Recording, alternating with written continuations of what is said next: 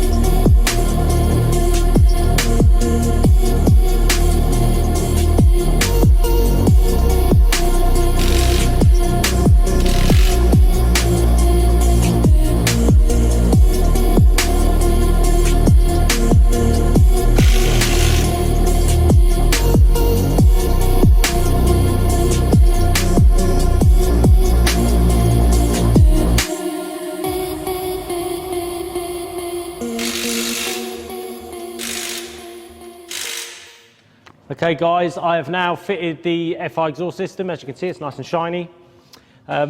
It has custom down pipes. You actually use the existing centre pipes, or half the centre pipes, the front pipes we'll call them.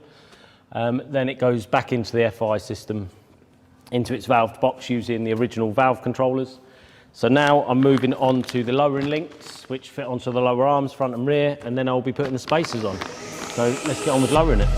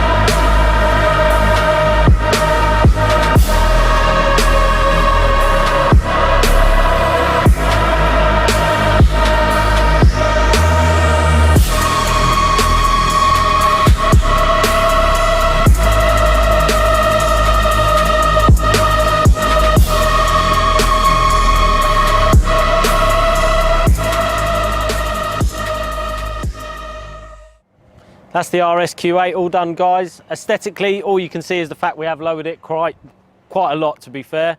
The tips are built into the bumper, so it makes no difference aesthetically to the exhaust system. But yeah, the spacers give this a nice stance. It looks much better with it. So let's have a listen to it.